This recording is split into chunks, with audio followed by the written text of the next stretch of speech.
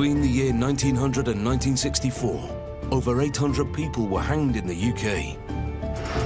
But some of these long-standing convictions could have been a miscarriage of justice. They got no evidence. They're just trying to haul anybody in for it. Barristers Sasha Wass and Jeremy Dean have been investigating these life-changing cases as they teamed up with a living relative, desperate to clear their family name. It's the justice. It would be great to prove that they were wrong. Together, they investigated the convictions. There's a stench about this. Probably wouldn't even be admissible in the modern time. He has the opportunity to kill her. He has the weapons to kill her. And we know that they've had contact beforehand. And reassessed the evidence using modern forensic techniques. The findings on it are really quite instructive. There was no blood inside the hammer. Before they submitted their findings to a Crown Court judge, who determined whether the conviction was safe or could have been a miscarriage of justice. I'm here today to consider, with the help of learned counsel, the safety of the conviction. Now, as we reunite the barristers and the family members for the first time, we'll be finding out exactly what happened next. It's taken nearly 96 years since her tragic death to get her back with her parents. But here she is with them today. Was justice finally served? And are the unexplained cases finally closed?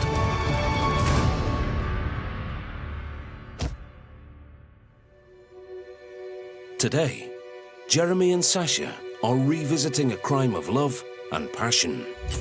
The murder of a husband and a conviction which led to the execution of not one, but two people.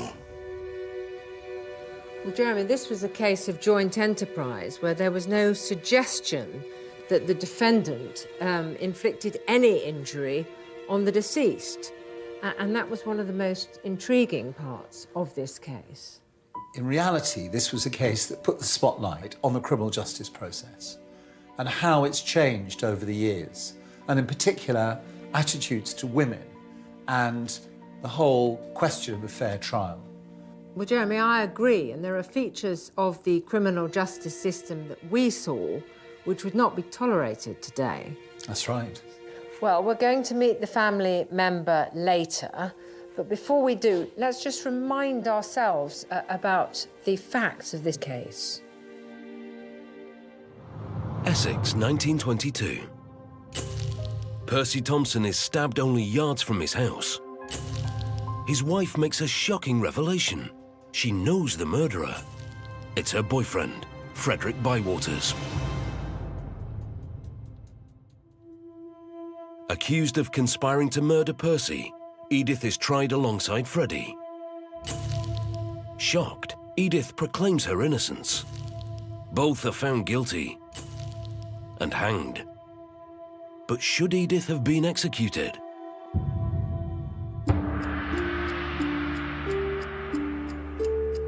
This is a picture of her, and this is actually her husband, Percy, and this is Freddie, who she had an affair with. Now, 95 years later, Edith's relative has discovered this family secret. I'm Nicola Toy, and my grandfather was Edith's cousin. He was a very private man. He hated scandal, and therefore he didn't discuss it. So, we didn't know anything about it. Edith, I think she was a modern woman. She wasn't the dull housewife. She was a working woman, a career woman. She was quite special, quite unique in the 1920s. And I think that she might well have been innocent. Edith lived and worked in a rapidly changing post-war London. It was the Roaring '20s, and she was keen to escape the shackles of Victorian attitudes. Nikki is making her way across London to meet the barristers who will be re-investigating the case. Proving my cousin, Edith, is innocent would be absolutely fantastic. I'm hoping that the barristers will talk me through the trial and explain a lot of things that perhaps I don't understand, and really confirm what I feel, that she's not guilty. Just want to get things right and see if we can find some justice. Edith protested her innocence, but the jury were convinced that she had planned her husband's murder. Can a modern-day legal team uncover the truth? Sasha Was QC has over 30 years' experience at the criminal bar and has prosecuted high-profile cases ranging from money laundering to murder. Defence barrister Jeremy Dean QC has successfully defended countless homicide cases since being called to the bar in 1982. The barristers will be reinvestigating Edith Thompson's case on Nikki's behalf. But is she prepared to learn the truth about Edith and the murder of Percy Thompson? Hello, Nikki. Nice to meet you. My name's Jeremy. Hello, I'm Nikki. Hi, Nikki. Hello there, Hi. First of all, what is it that's led you to take an interest in Edith's case? Tell us, please. Well, I didn't know about the case. I didn't know about Edith until recently. But from what I've read, I don't feel that there was strong enough evidence to convict her. If the upshot of our inquiry is to suggest that Edith was wrongly hanged, what would you feel about that? I already think she was wrongly hanged. It's obviously something that means a lot to you. Yes, it does. It does. Not just because she's my cousin. It's the justice. And it would be great to prove that they were wrong. If at the end of the day, a judge rules that the conviction is safe, is that something you think you can deal with? Well, yes, I have to. It would be very sad. I would rather it the other way. While Nikki sets out to learn more about her relative, Sasha and Jeremy will scrutinise the facts of the case. Percy Thompson died as a result of blood loss from multiple stab wounds. Suspicion fell on his wife, the only eyewitness to the incident. What's interesting about this case is Edith's reaction to the attack on her husband. Her first reaction, according to passers-by, was to say, "Oh my God, will you help me? My husband is ill." Later, she was asked by somebody what had happened to her husband, and she said, "Don't ask me, I don't know. Someone flew past. When I turned to speak to him, blood was pouring out of his mouth." So there's a recognition that there was a third person there. But when the police decided to question her, she just said that her husband had suddenly dropped down and she couldn't account for his wounds at all. So her first reactions were really all over the place. So I see that really as a potential sign of guilt. Edith's story quickly unravelled once Freddie Bywaters, who was known to be a family friend, was brought in for questioning. His belongings were searched, revealing a stash of letters from Edith, and it became clear the pair had been having an affair.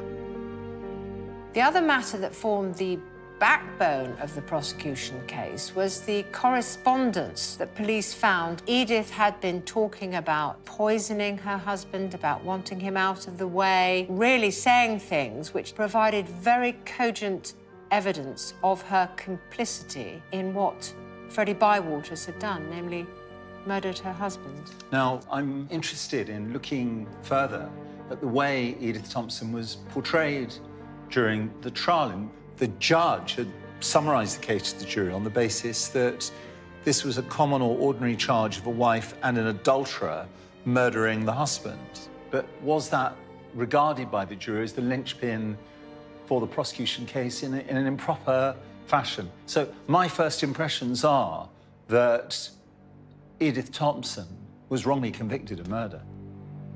So with the barristers immediately at odds regarding Edith's guilt, Nikki is retracing her cousin's fateful steps on the night of the murder to understand the facts of the case. On October the 3rd, 1922, the Thompsons had attended the theatre in London and were walking home when they were ambushed. They came from Ilford Station and they crossed over onto this side of the road, and we believe that Freddie was hiding in a garden on the corner. And so they were walking down here together, and Freddie must have attacked them. Edith went down, and Percy and Freddie continued to fight for 44 feet, apparently. There was blood all over the pavement. The case put forward at trial is that Edith and her lover Freddie planned the attack on Percy together and were jointly responsible for the murder. Freddie claims, however, that the killing was accidental and that Edith had nothing to do with it. The love affair between Edith and Freddie was presented as the motive for Percy Thompson's murder. Jeremy and Sasha have opposing views on whether the facts support this. Freddie Bywaters was nowhere near his home address when Percy was stabbed. And the jury might have questioned how it was that he knew that Edith and Percy were going to be walking along that road just at that time in the early hours of the morning. Sasha, she told him that she was going to the theatre with Percy Thompson that night. The fact that she had imparted that information to Fred Bywaters does not mean that she had given him the green light to slaughter her husband. Jeremy, we have to be realistic about this. Freddie Bywaters would not have acted without the consent of his lover, Edith Thompson. And Edith lied from the moment that murder was committed, and she did so in order to protect his identity. Remember, it was only when she saw him at the police station that she came clean and said that he was the killer. Until that moment, she had hoped he'd have got away with it. And she'd have hoped he'd have got away with it because she had set him up to it. Police discovered over 80 letters and notes that Edith had written to Freddie. More than half of these were used at trial. Sasha has found some shocking evidence in these letters.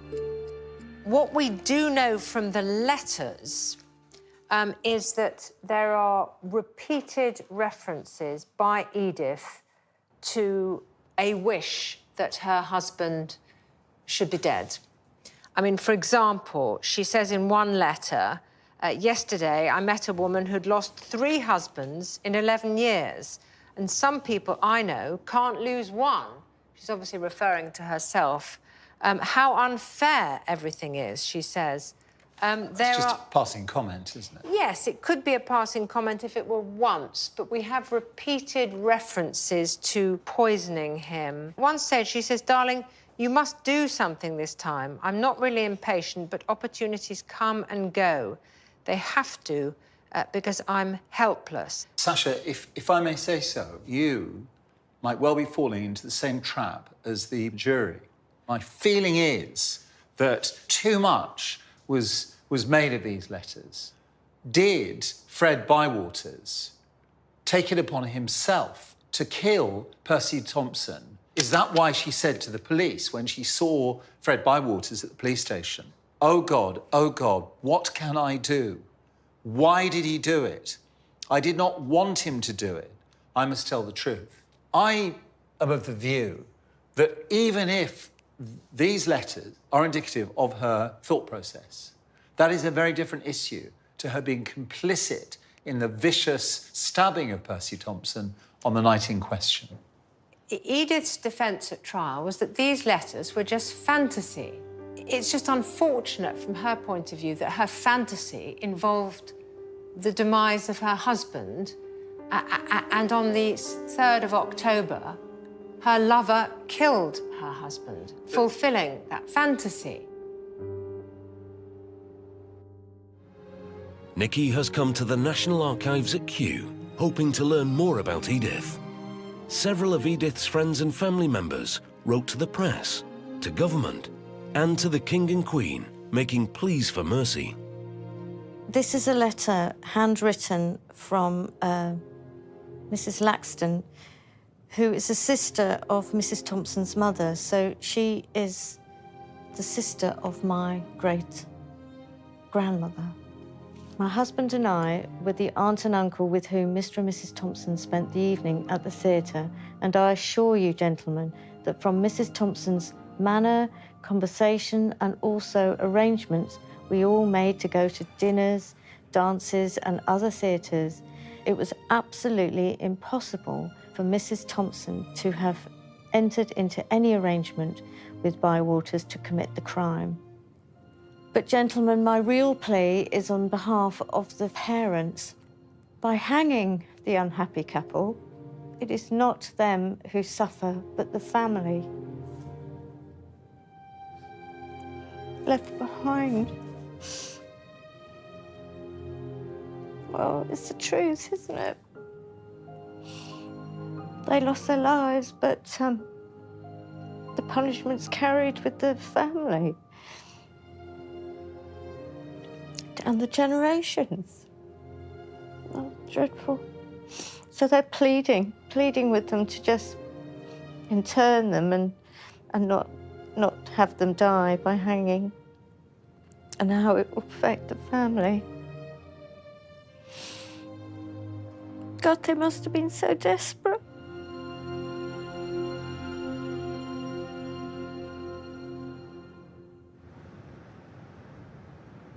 The barristers are meeting criminal psychologist Dr. Donna Youngs. She's been analysing Edith's letters to try to profile her intentions with regards to Freddie's actions. Donnie, what I'd like to know from you is what sort of character was Edith? She's a very interesting character in the fact that there are a lot of quite contrasting personality traits. Her thinking is, I'd almost characterise it as childlike. Edith faced charges of conspiracy to commit murder and of soliciting and inciting Frederick Bywaters to kill her husband. One of the features of the case was that Edith was an older woman using her dominant personality preying on a young man. Have you seen anything in the letters which supports a more dominant relationship on her part? No, absolutely not. That's an utterly ridiculous characterisation of her. Unwittingly, she has encouraged it, clearly. But no, I don't think there was any direct intention to move directly towards a murder. I mean, she wanted to motivate his passion. And in fact, what seems to have been completely ignored is that actually Edith pleads with Freddie against him taking any kind of direct action. We see this here in this quote in this letter. So here she's saying, darling, I'll do and say all and everything you tell me to about friend. Only remember not to do anything that will leave me behind by myself. She's pleading with him not to do anything. The thing is, Donna, clearly she has had fantasies, and it goes right through these letters, of killing her husband. In the criminal sphere, we look at all sorts of threat letters, terrorist propaganda to see if we can identify which threats are really likely to be carried out. Anything which shows a genuine commitment. There's nothing here which is consistent with a genuine commitment. To what? To killing her husband. Right, well, that's very, very clear. Thank you very much. Thank you very much indeed. Reports in the press were initially supportive of Edith, who was described as glamorous and fashionable. But once the contents of her letters to Freddie were released, the tide of public opinion soon turned against her. Edith's lifestyle was frowned upon by many, including the judge, which may have influenced the verdict. Some people still living in the Victorian era of the woman must be at home, she must be a housewife, she must have children. This is not what Edith was doing at all. She was out having fun, she had a great career and earning good money, and she was moving forward. And I think that actually went against her in the court. It was really quite sad, really. Edith also faced charges of attempted murder by administering poison to Percy through his food. The barristers call on consultant pathologist Dr. Stuart Hamilton to investigate these allegations. She's mentioned belladonna, quinine. Would they actually, or are they capable of causing someone's death in the correct dose? So belladonna, it's got alkaloids in it that simply break down the system, stop your body working effectively. It is still recognised as a deadly poison. Quinine, because it's so bitter, it would be very difficult to get large amounts into somebody without them being aware of that. The methods that she's talking about are the sort of things that anyone who was relatively well read at that time would know about from novels. They're childish ideas. Percy was stabbed 11 times, including the wound to the side of his neck, which proved fatal. The cause of death was obvious to the coroner: heart failure due to blood loss. Edith's letters, however, raised the question of whether Edith had ever attempted to poison her husband. There was only one thing to do: dig up the body. Is there any evidence that she had administered to Percy any of the substances she discussed in her letters? There is no evidence from either the initial post-mortem examination or the examination after the exhumation that these things actually happened anywhere other than in Edith's own mind. The experts have told Jeremy and Sasha that Edith's letters were pure fantasy, and that there is no evidence that Edith carried out her plans to injure or harm her husband. But will this provide them with enough new evidence to put a case before Judge Radford? Having spoken to Stuart and considered the post-mortem evidence, there is no support for the fact that Percy's body contained poison, but absence of evidence is not evidence of absence. It doesn't mean it didn't happen. Donna's analysis was that the letters may have unwittingly encouraged Fred to kill Percy. My view is that the jury had the option of coming to the conclusion that they were deliberately encouraging Fred, and that must have been the conclusion they drew. If Donna's analysis suggests that Edith was unwittingly persuading Fred to kill Percy, then Edith remains not guilty of murder, because a fundamental prerequisite for proof of murder is intention. So even if she was doing it unwittingly, she had an innocent state of mind. Edith was found guilty of murder and sentenced to death. Her subsequent appeal was dismissed, and calls for mercy were rejected. She was hanged at 9 a.m. on the 9th of January 1923.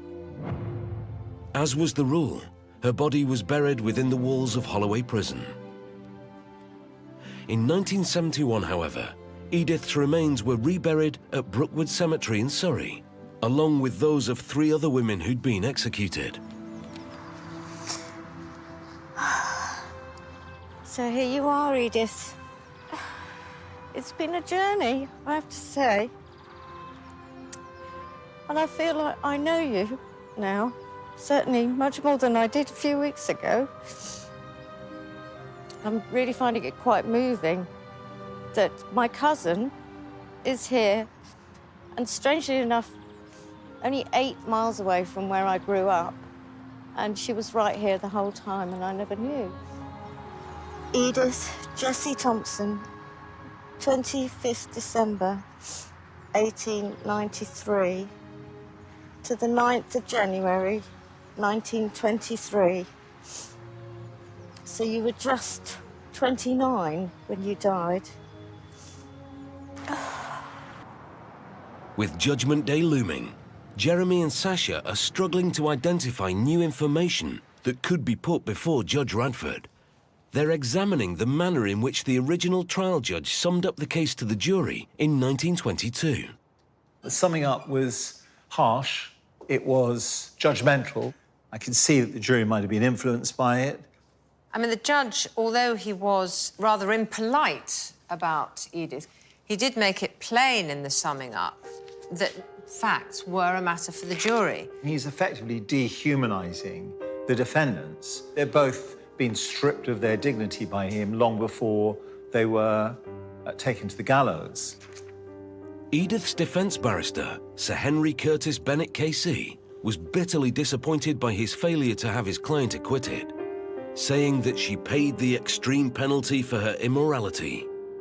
Will Jeremy be similarly forced to admit failure with regard to Edith Thompson's case? The day of judgment has arrived. Jeremy and Sasha will have the opportunity to make submissions before His Honour Judge David Radford. Based on Jeremy and Sasha's legal arguments and his own reading of the case, Judge Radford will recommend if the original verdict in this case was safe or not. I'm here today to consider the safety of the conviction of Mrs. Edith Thompson. Well, Mr. Dean, perhaps you would like to start. What I have to say have to be seen in the context of a highly circumstantial case. Edith Thompson did not stab Percy Thompson. She was a secondary party, according to the prosecution.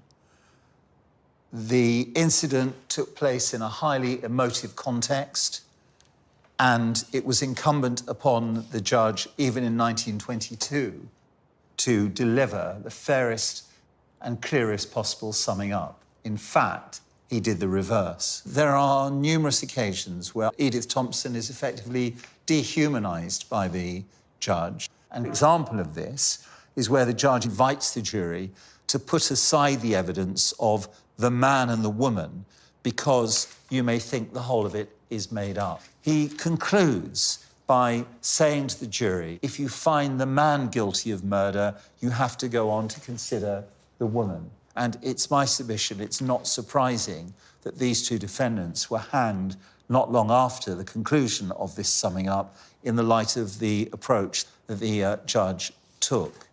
And if Edith Thompson was not fairly tried, then the risk of miscarriage of justice, of course, follows. And in those circumstances, I invite Your Honour to order that the case be reopened. Thank you, Mr. Dean. Miss Ross? Sasha's role is to evaluate the case and any new evidence from the point of view of the prosecution.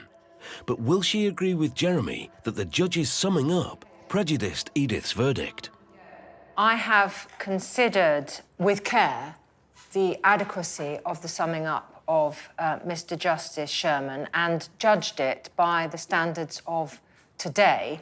And I say straight away, the summing up was so defective that it meant that the defendants did not have a fair trial. Yes. And for that reason, I'm not going to be resisting Mr. Dean's application to you. Well, thank you, Miss Ross. Well, I'll take time to consider the submissions to be made and to look once again at the summing up.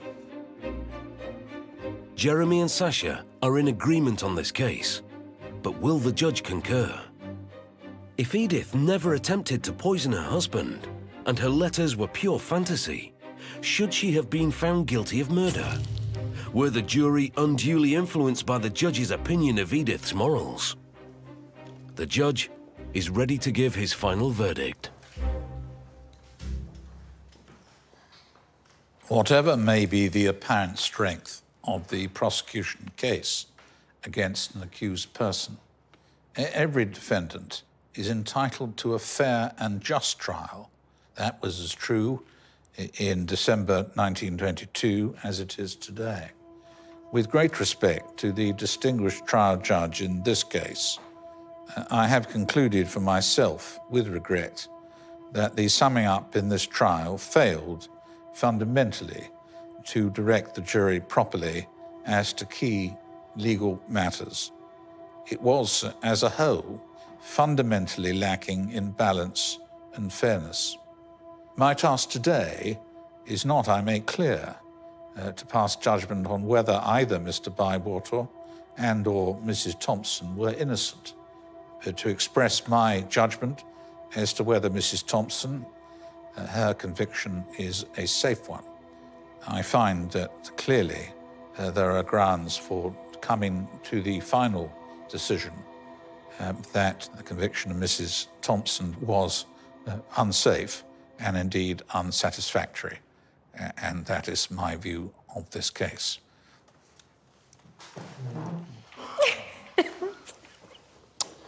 That's such good news. Well done. Today, after reviewing the facts of the case, Jeremy and Sasha remain confident that the right decision was made. Well, Sasha, I was really pleased that Judge Radford agreed with us as regards the summing up in Edith Thompson's case. In my view, he was absolutely right to heavily criticise the trial judge. The summing up was dehumanising and imbalanced. Judge Radford could have upheld it on the basis that's just how it was at the time, but he didn't. So I applaud him for what I regard to be a correct and brave decision. Well, he cut straight to the chase, didn't he? And formed the view that Edith Thompson did not have a fair trial. I think that was exactly the right approach. Yeah. And like you, I'm delighted with it. And I'm delighted for Nikki as well. Nikki has travelled to London to meet the barristers. This is the first time they have met each other since the judgment.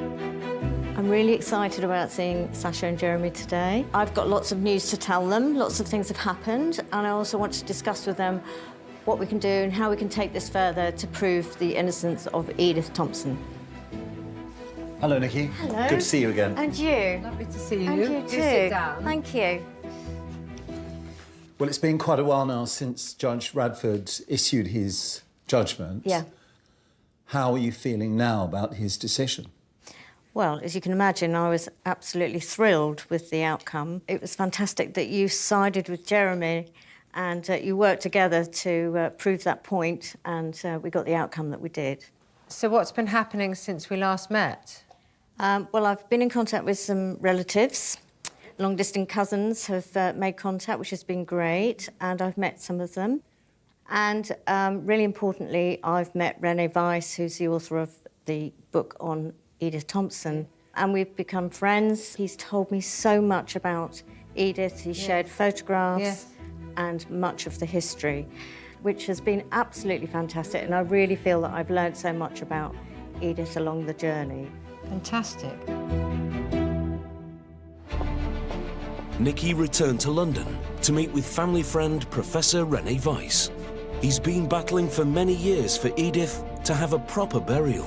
Her mother wanted her body returned to her, and she applied to the Prison Commission at the Home Office, and she was rebuffed. And so returning Edith Thompson to her parents is the right thing to do. It's as simple as that. And this is something that you've been fighting for a long time. Yes, and I needed to have legal standing to do that. And in the end, my solicitors managed to push it through and get permission to get the required licenses to do what we're doing now. Rennie, I think it's amazing what you're doing for Edith and her family and reuniting them. It's been a struggle in a way, but also it's been a great privilege, and to get to know you, the family, and Edith Thompson. When Renee was writing his book about Edith's case, he got to know her family very well. They later appointed him as her heir, so that her heritage would be in safe hands. Nikki, here are a number of the photographs that I've collected over the years. This is one of Avis Graydon and Edith Thompson, and was one of her mother's favourites. It's lovely. Lovely picture of the two sisters. They look really happy together, don't they? They do. Here is the picture of Edith on her wedding day. Oh, wow. In 1916. That's lovely, isn't it? That's Percy, Edith, Avis, and Percy's brother Richard. Oh, OK. Yeah. OK. Don't they look glamorous? They do, don't they? She was very elegant. Everyone who knew her mentioned that. As well as the photographs, Renee is also custodian of Edith's most precious possessions. So, Nikki, there are a couple of things I want to share with you. This here, which is Edith Thompson's necklace. Oh, my gosh. So this actually is Edith's This is Edith's necklace. Oh, my God, it's beautiful. Gosh. I'm really finding it quite emotional that I'm actually holding a necklace that belonged to Edith. Edith wore this, and this was actually part of her jewellery. Very, very precious. And I've got something else to show you, which is very special, and it also belongs to Edith. Wow. And here it is. It's an embroidered tray cloth. Now, Avis remembers her sister as a child working on that. She made that. Edith made this? Edith Thompson made that, yes. Oh, my gosh. This is beautiful. Look at all the delicate stitches. Beautifully done. Yeah. Funnily enough, this is one of my favourite colours. I can't believe it. Absolutely beautiful. Well, I find it amazing that, you know, I'm holding something that she handled and she created herself. Beautiful. Very, very special. Very special. Yeah, thank you very much, Nikki. So tell me about this. It looks like a letter. Yes, this is a letter Edith wrote to your great-grandmother. And this was written in Holloway Prison? Yes, it is. 2 days before Christmas. Dear Auntie, it was good of you to send me the book. It will help to pass a good many weary hours away when my mind is more settled. At present, I can't think, I can't even feel. When I was told the result of the appeal yesterday, it seemed the end of everything. Gosh, she's really telling it from the heart, isn't she? She's terrifically good at writing. When I first came into this world and you stood to me as my godmother, I am sure you never anticipated such an end as this for me. Do you know people that have told me from time to time that to be born on Christmas Day was unlucky? And my answer has always been, superstition is only good for ignorant people. But now I am beginning to believe that they are right. It is unlucky.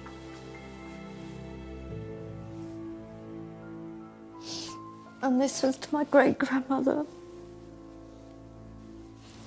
Gosh, that's absolutely beautiful. Well, Nikki, that's phenomenal. And has anything else happened? Yes, the big news is that we managed to get a proper burial for Edith, and she's now buried in the City of London cemetery with her mother and father in their family grave, which is fantastic. Oh, that's excellent news. Yeah, that was her mother's last wishes, that she would be put with the family, and she finally is.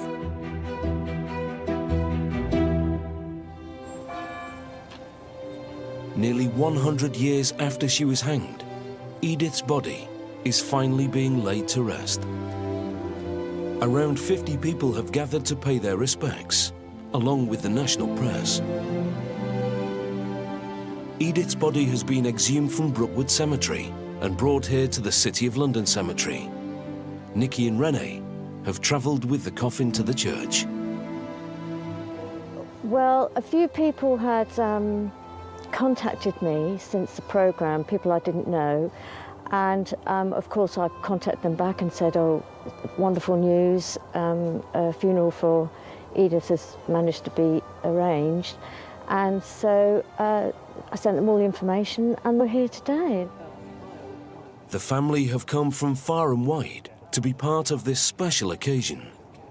I've travelled from Sydney, Australia to be here specifically for today, and my relation is that my grandfather's younger sister married Edith's brother. And both my grandfather and great-grandfather used to live 2 doors away from Edith Thompson's family at the time. And I think there's a bit of finality today that she's actually going to be buried alongside her parents. And I think justice is going to be done. I'm Philip Lyles Taylor, and my father was a cousin of Edith. And it's very, very important for us to be here today. And I'm very glad that I'm still around to be here as well, to celebrate this. It's a pivotal moment. There are no words to say how wonderful it is. After a private ceremony, Edith's body is now going to be placed in the grave, along with her parents. Ashes to ashes, dust to dust. The Lord bless her and keep her. The Lord make his face shine upon her and be gracious to her. The Lord lift up his countenance upon her and give her peace. We go in the peace of Christ. Now, if I'm like to sprinkle as a sign of farewell, please do so now. Today is a momentous achievement. Finally, after all this time, she's been laid to rest with her mother and father, and it was a beautiful service. It's taken nearly 96 years since her death, since her tragic death, to get her back with her parents. But here she is with them today. This is what the family have always wanted. And now it's been able to happen, and it's just been wonderful, really lovely.